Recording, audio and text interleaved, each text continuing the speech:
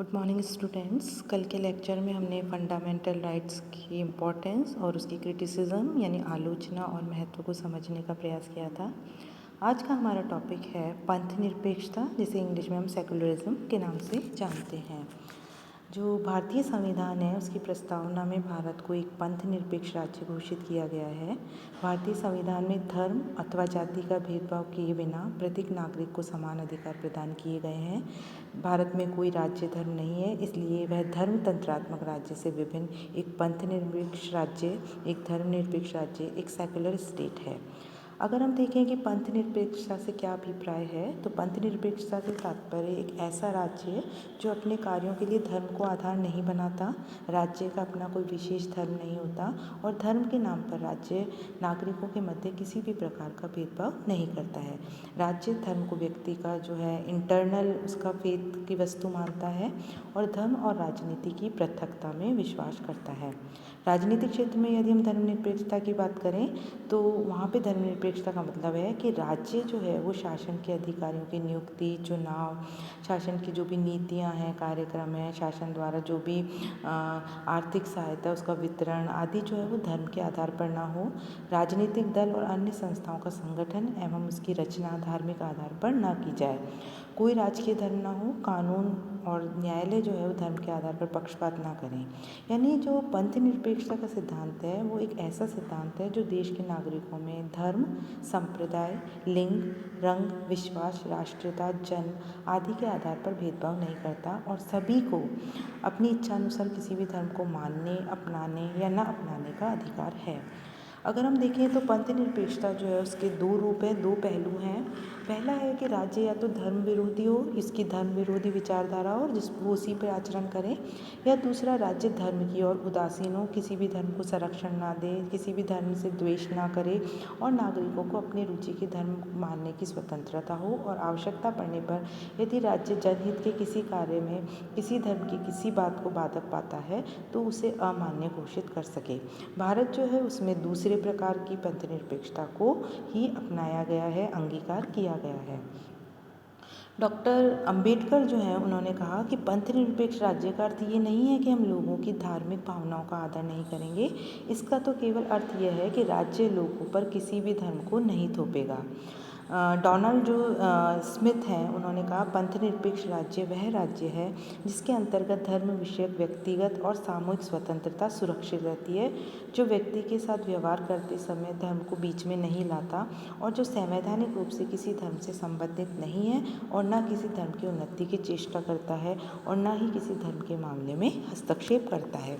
यानी संक्षेप में हम कहें कि पंथ निरपेक्ष राज्य क्या है, तो हम कह सकते हैं कि पंथ निरपेक्ष राज्य वह राज्य है जिसमें विभिन्न धर्मों में से कि एक जो विभिन्न धर्म है उनमें किसी के भी एक के साथ फेवर ना करें, किसी भी धर्म को राजकीय धर्म घोषित ना करें और पंथ निरपेक्ष राज्य जो है वो यह कार्य भी नहीं करता कि राज्य धर्म का विरोध करता रहे और व्यक्तियों को नास्तिक होने के प्रोत्साहित करे।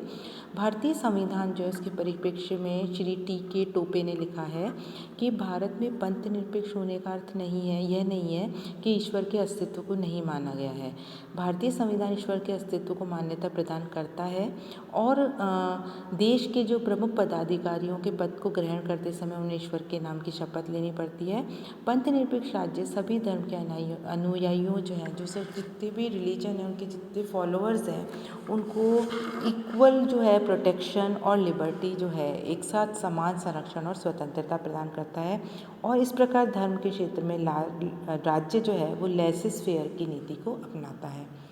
अब क्वेश्चन ये उठता है कि भारत में पंथ निरपेक्ष सिद्धांत को ही क्यों अपनाया गया, तो उसके बहुत से कारण हैं और सबसे पहला कारण है कि जो हमारा नेशनल मूवमेंट था उसके दौरान भारत में सांप्रदायिक राजनीति का विकास हुआ जिसके परिणाम स्वरूप देश का विभाजन हो गया। तो ये जो इंसिडेंट था, ये जो घटना चक्र था, उसने संविधान निर्माताओं ने उससे ये शिक्षा ली कि धर्म और राजनीति को पृथक पृथक रखा जाना चाहिए। दूसरा जो कारण था वो ये था कि भारत में धार्मिक अल्पसंख्यकों के हित में धर्मनिरपेक्षता का आदर्श ही सबसे कारगर संरक्षण था। पाकिस्तान के निर्माण के बाद भी लगभग 14 करोड़ मुस्लिम्स जो हैं वो भारत में थे, और मुसलमानों के अलावा सिख, पारसी, बौद्ध, जैन आदि जो माइनॉरिटी जो हैं वो थे। तो भारत में इनमें सब में कोऑर्डिनेशन रहे, इनमें सब में हार्मनी रहे, सामंजस्य रहे, सौहार्द रहे, इसके लिए पंथ निरपेक्ष राज्य की नींव रखी गई। तीसरा जो कारण है वो यह है कि भारत में नए संविधान में लोकतांत्रिक शासन प्रणाली यानी डेमोक्रेटिक फॉर्म ऑफ गवर्नमेंट की स्थापना की गई, और लोकतंत्र में सभी नागरिकों को समानता का अधिकार प्राप्त होता है। एक ऐसे देश में जैसे जिसमें विभिन्न धर्म के अनुयायी हों, यदि एक राज्य किसी एक विशेष धर्म को संरक्षण देता है या किसी एक धर्म से द्वेष रखता है, तो फिर राज्यों में समानता जो है, राज्य जो है वो व्यक्तियों में समानता, नागरिकों में समानता बरत नहीं सकता है।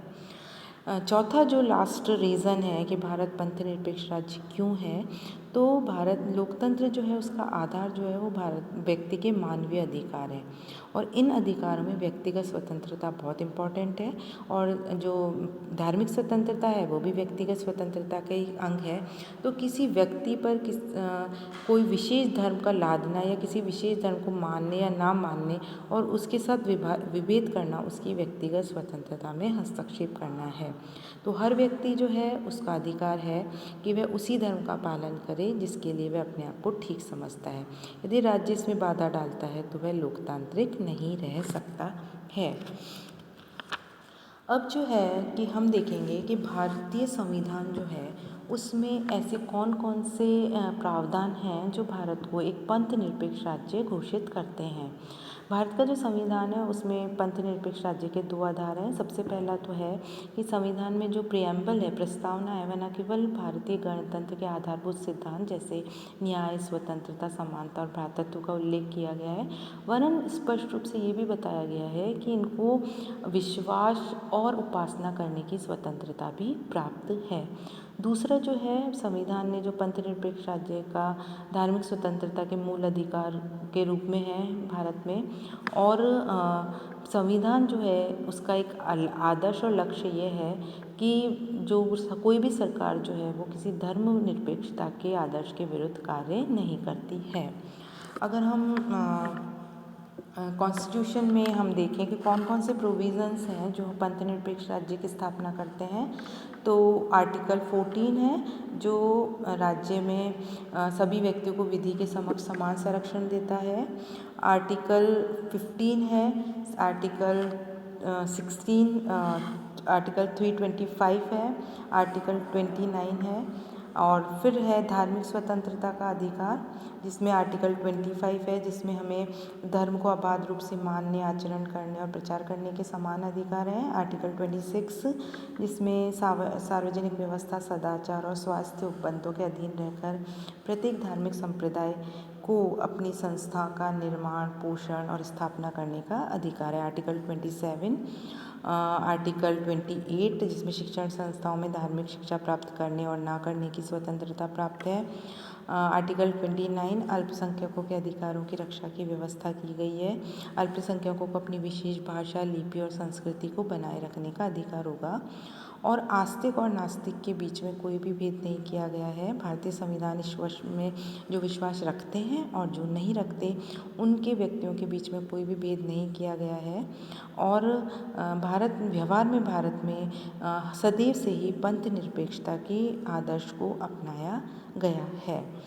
अब जो है धार्मिक स्वतंत्रता पे कुछ रेस्ट्रिक्शंस भी हैं, कुछ औचित्यपूर्ण प्रतिबंध भी हैं, और पंथ निरपेक्ष राज्य जो है वो इस धारणा पर आधारित है कि कोई भी राज्य कोई भी धार्मिक क्रिया, उपासना या उस धर्म से संबंधित पुरोहित वर्ग राज्य के कानूनों से मुक्त नहीं है। भारतीय संविधान धार्मिक स्वतंत्रता तो प्रदान करता है, लेकिन अनुच्छेद 25 और 26 के द्वारा प्रदत्त जो स्वतंत्रता है वो अमर्यादित नहीं है, वो अनलिमिटेड नहीं है। भारतीय व्यक्तियों को धार्मिक स्वतंत्रता पर लोक व्यवस्था, सदाचार, स्वास्थ्य रक्षा के उपबंधों का प्रतिबंध है, और इसका आशय यह है कि यदि धर्म का सार्वजनिक व्यवस्था, सदाचार और स्वास्थ्य की स्थितियों में कोई विरोध हो तो धर्म को ही झुकना पड़ेगा। अब पंथ निरपेक्ष राज्य जो है उसका सर्वोच्च जो कर्तव्य है जो है वो है लोक कल्याण, वेलफेयर है। और भारत में भी लोक व्यवस्था और लोक कल्याण के लक्ष्य की सिद्धि के लिए किसी भी धार्मिक क्रिया, आचरण, उपासना में राज्य द्वारा हस्तक्षेप किया जा सकता है।